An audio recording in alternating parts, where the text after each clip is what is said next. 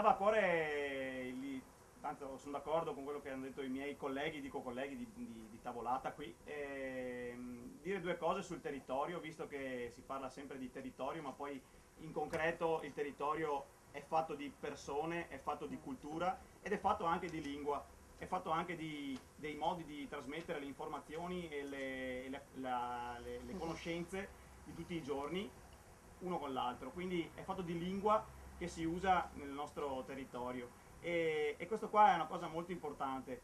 Io attualmente non abito ad Olo, abito a Camponogara, qui c'è il mio sindaco e dopo essere stato ad Olo qui a San Bruson tra l'altro, quindi il paese che conosco bene. Dicevo, la lingua io la porto nelle canzoni, ma è lo strumento che dobbiamo utilizzare tutti i giorni per scambiarci, come dicevo, le informazioni e se si va a fondo sulla questione si trova che parliamo sì il dialetto un po' diverso da paese a paese, da provincia a provincia, però sostanzialmente ci capiamo qui nel territorio. Noi veneti abbiamo un'identità molto forte e ci piace farla valere fuori, ma quando, come diceva il sindaco di Campolongo,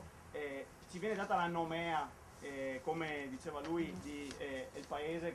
dove che si spara i fasoi col fusie, oppure si pianta i fasoi col fusie, o peggio ancora qualche altro che non citiamo. Ci troviamo a non sentirci più orgogliosi. Quindi, ritornando a bomba, dobbiamo trovare la maniera più utile, più facile anche per farci capire al di fuori quali sono le nostre culture, quali sono le nostre abitudini, quali sono le nostre peculiarità come territorio. Qui parliamo di Riviera del Brenta, abbiamo tantissime bellissime ville, abbiamo dei buonissimi ristoranti dove si mangia bene, abbiamo l'accoglienza, la cosa che ci contraddistingue, perché siamo persone a cui la festa non fa proprio, cioè non ci manca, ecco. E un'altra cosa che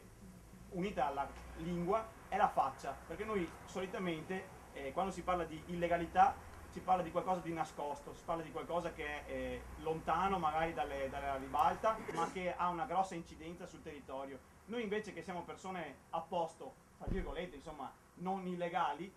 la faccia ce la mettiamo chi sulla politica, chi con la musica, come io e i Sonora, chi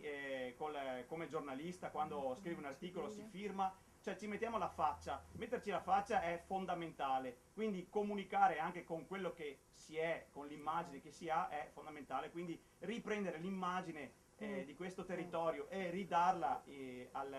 all'Italia, a chiunque in maniera pulita è la cosa che si cerca di fare anche con queste manifestazioni. Bravissimo.